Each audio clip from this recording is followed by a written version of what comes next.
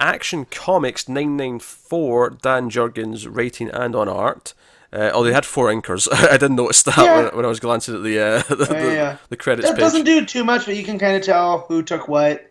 Yeah, There's it's a varying little styles. inconsistent because of that, but yeah. Yeah. So Booster and Superman are on Krypton, and Superman has no powers, and they're on the run from the Krypton guards. Eventually, the Eradicators. I did also notice.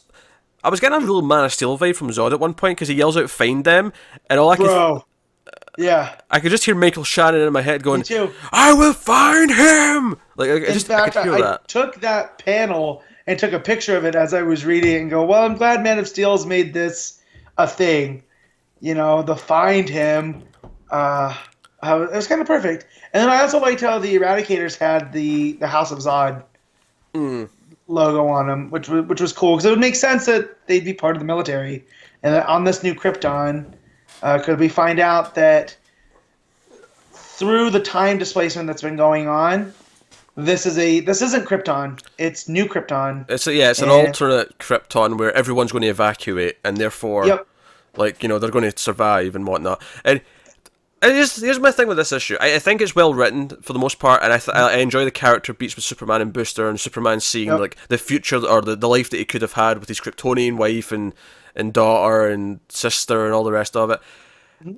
I think my only real problem with this issue is that I feel like the whole idea of Superman seeing what his life could have been on Krypton is kind of a played out thing at this point. We've seen it Big time. a few times now, like over the It comes up like decades. every 6 years. And Yeah, the way that I see the character through is he is like, yeah, he comes from Krypton, but he can never go back to Krypton.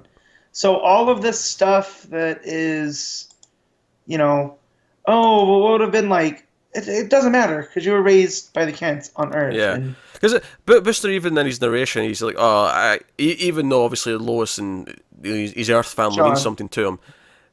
He said that as if I'd forgotten his name. I was just, I hadn't.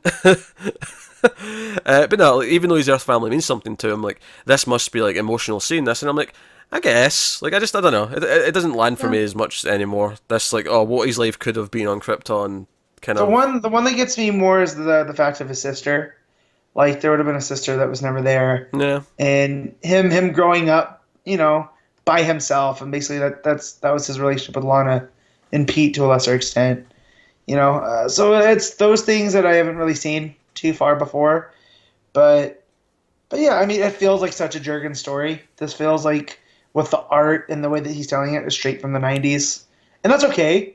I'm not saying this is a slight, but yeah, that's an idea that we've yeah. seen I mean, X amount of times. I like Superman grabbing Booster's gloves so he can fight. Like, he's like, oh, I need a weapon. That was yeah. Here, give me that. Yeah. That was great. So And that then was a nice Skeet's touch. telling him about the flight ring from the Century, and he stole it from him. Like Skeet's just selling Booster up the rivers if Superman doesn't know. Yeah, and Booster's like, borrowed? He's like, Borrowed, yeah. Come on, from a museum. yeah, No, and obviously the big ending is that they're trying to get away and traveling through time, but he overshoots and they end up in his time period of the 25th century. yeah, And one of the Eradicators has came through with them, so he's there, and it's a big action set piece. So I don't have a whole yeah, lot to say about this. Obviously, there's a little bit of the lowest stuff where John like doesn't want to yeah. lose a second grandfather, and And I that's just and I kind of setting liked up. that, but that whole arc just feels like he's justifying having Lois in the story. Yeah, it feels like she doesn't need to be there for the Yeah. story. Yeah, no, I agree. Mhm. Maybe this will amount to something later, but it feels tacked on for the sake of we have to have some Lois and John in here at some point, Yeah. and we don't necessarily. It's okay for an arc to Yeah. miss them out if the story does not require their presence. That's okay.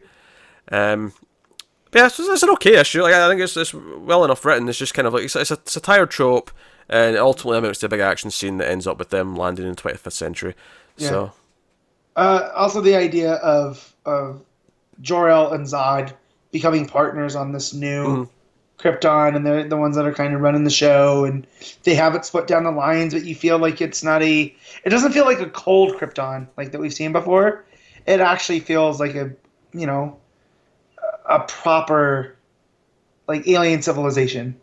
So Yeah, whatever the yeah. issues of Krypton were, it seems like they fix, which I always like when they do that too.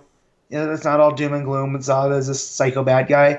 I like the idea that the Phantom Zone is kind of what made Zod into what he is. I mean, I'll give it this. It's an easy enough read. Like, it's an easy enough Yeah. issue to get through. It just ultimately doesn't amount to a whole lot in the grand scheme of things. So, hey ho.